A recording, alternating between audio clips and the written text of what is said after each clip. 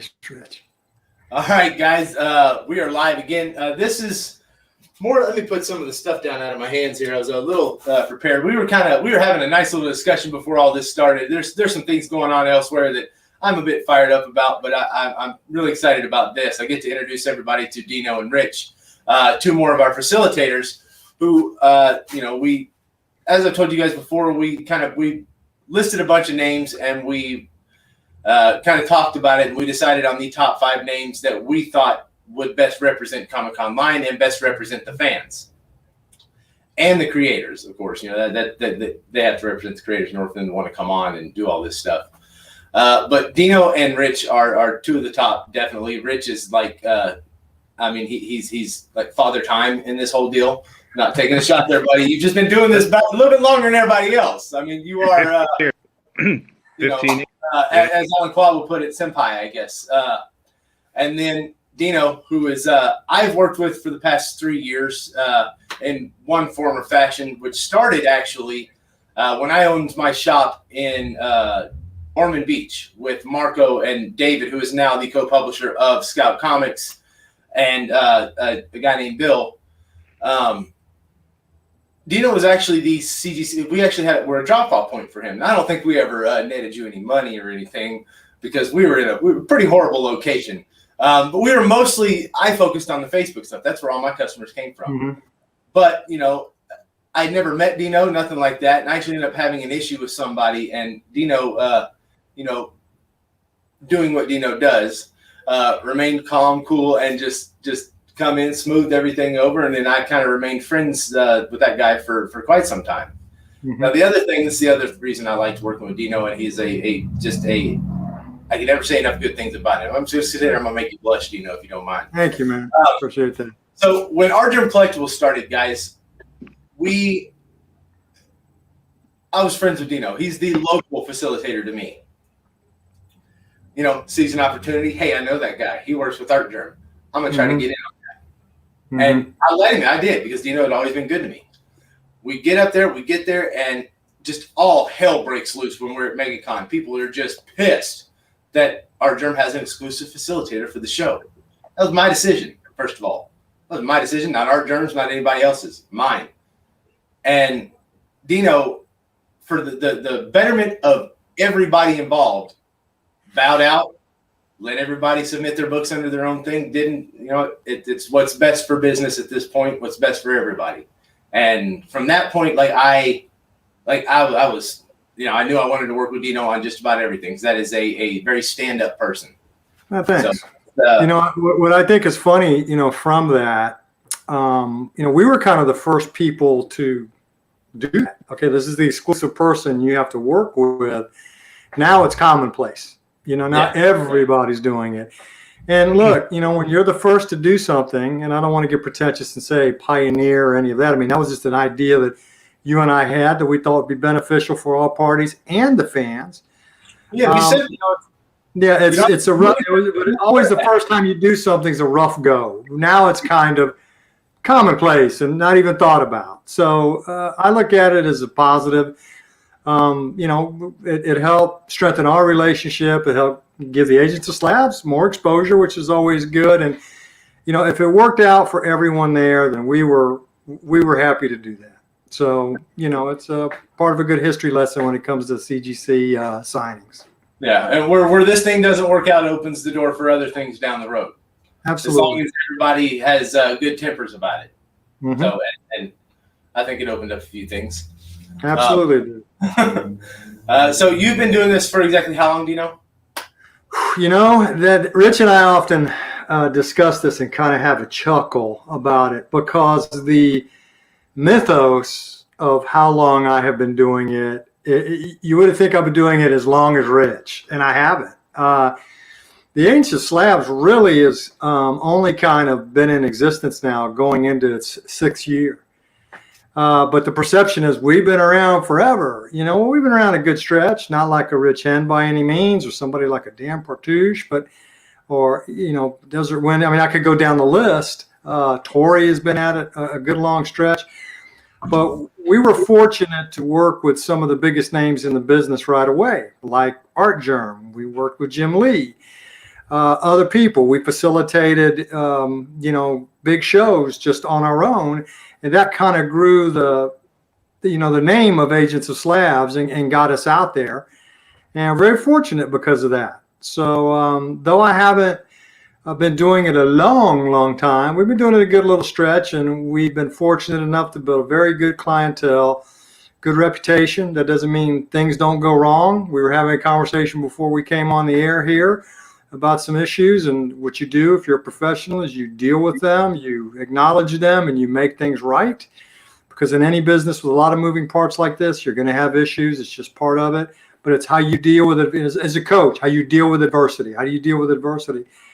And, things have been going really well for us. And I am grateful and appreciative for that. And that's for two reasons. One, because of our great customer base and the people that do business with us and colleagues like Rich Henn. I seek Rich's guidance every day. Besides being a working colleague of mine and somebody I have tremendous respect for, he's a close friend. And Rich is always there professionally and personally, and he's one of the best in the business. So, I like to say that I knew Rich before he had white hair, but I can't make that statement. So I want to say hi to Annika and Ron and Gal Mary.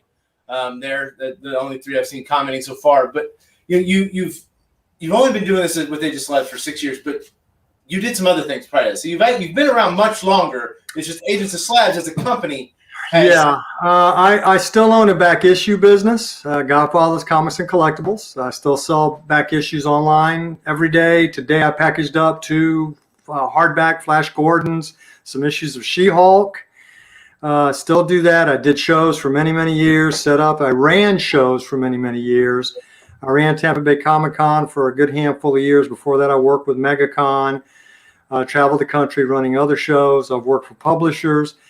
I have what I like to call 4-color blood. That's the old color expression. Back for coloring comics, is based on the 4-color concept. Comics has always been in my blood and will always be in my blood. And I've always done something involving comics. I had a TV show about comic books at one point. It's always been part of my life. I like to say that and football and volleyball is literally what put a roof over my head.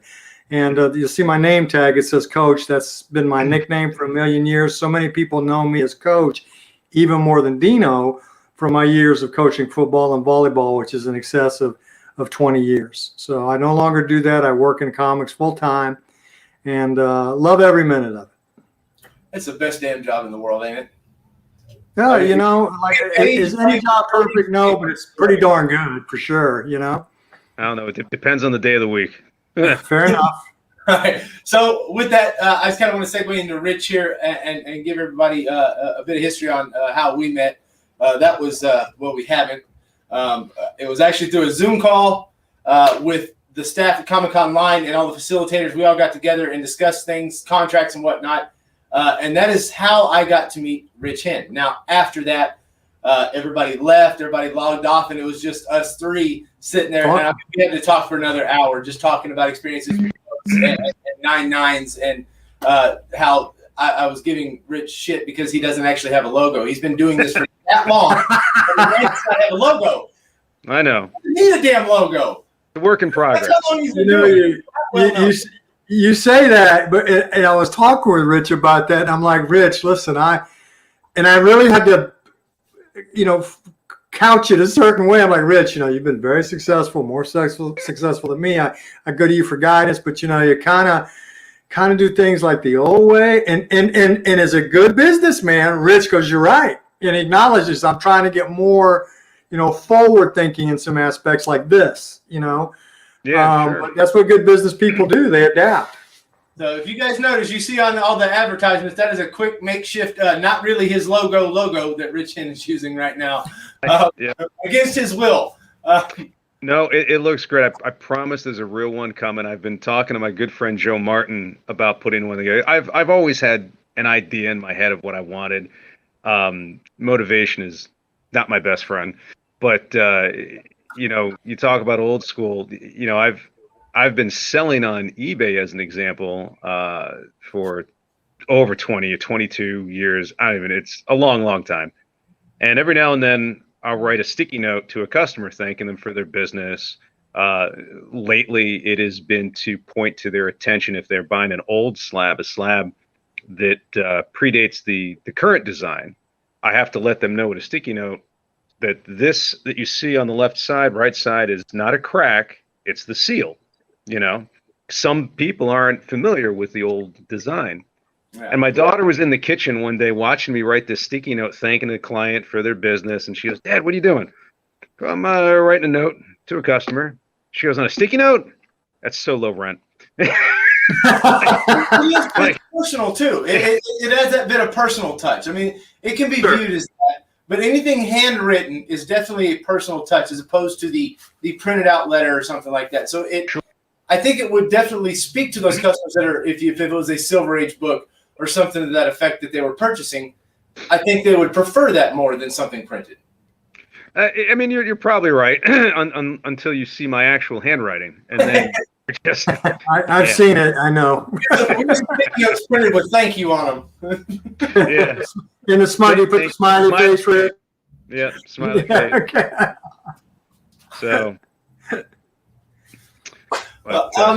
Yeah. So how? Let's give your history here. The OG facilitator.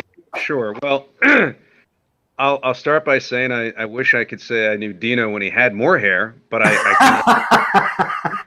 cannot attest to Just that. I cut it short, guys. Really, it can go. It can really go. I keep it short on purpose. Well, me too.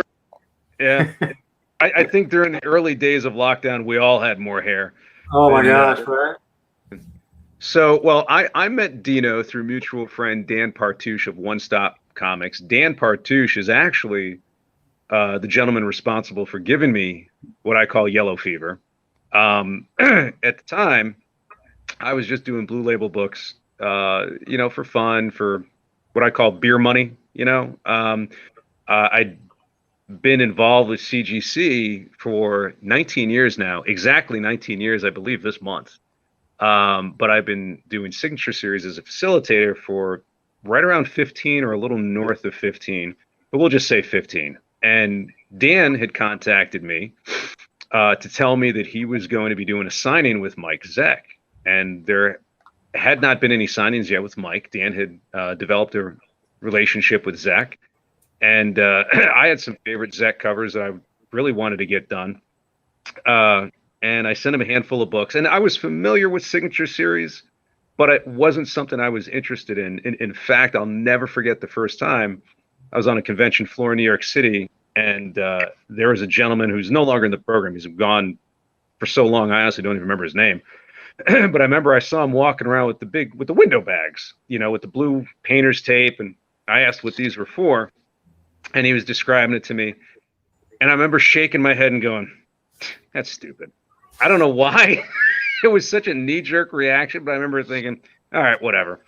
And then I think it was about a year or so after that, Dan was telling me about signature series and the Zeck signing. And when I got the books back, that was all it took. I was in. And then I almost predominantly did nothing but signature series. I became a facilitator. And at the moment of this conversation, I can legitimately say that myself, Dan Partouche, and Desert Wind Comics are what's left of what I believe is the original iteration of the program. Yeah, we're what's left of the original facilitators. It became a full-time business for me when the company I was working for went out of business. I was in the printing industry for 17 years. And interestingly enough, my very first account when I started in the printing industry was Marvel Comics. I was responsible for, my company was responsible for about 1/3 of what Marvel was printing at the time. And this would have been early 90s, like 92, 93. And Marvel was producing like well over 140 titles a month. We did the color separations for about 1/3 of those titles. And so I got to work hand in glove with editors, some artists, colorists. And when I moved to Maryland and got involved in a bigger high-end printing company, that pretty much took up all day, every day, until I got into the signature until I got into the comics with CGC. When the company went out of business, my hobby became my full-time gig. And that's what I've been doing full-time, taking books for customers that can't go to the conventions, setting up private signings from time to time. I've been very fortunate in the fact that over the many years I've been doing this, I've developed very close friendships, relationships with Bob Layton, John Toddleman, Steve Bissett, Doug Mensch. I mean, I can legitimately call any one of these guys just to say, hey, how's it going? And, you know, I always get tickled when my phone rings and like it's John Toddleman just calling to catch up, you know? So I've been very blessed in the sense that, you know, I'm able to do something that I enjoy. My customers, I think I have some of the best clients, and I mean that. You know, I have wonderful clients that have been with me for many years, and because of I only just started a Facebook page a year ago to see how old school I am. But because of that and being connected to find people like Dino and Dan and John Jesperson, who's not here, and to an extent even the Scotts, who I miss so much. Dan and Alan Scott of Scott's Collectibles are wonderful people.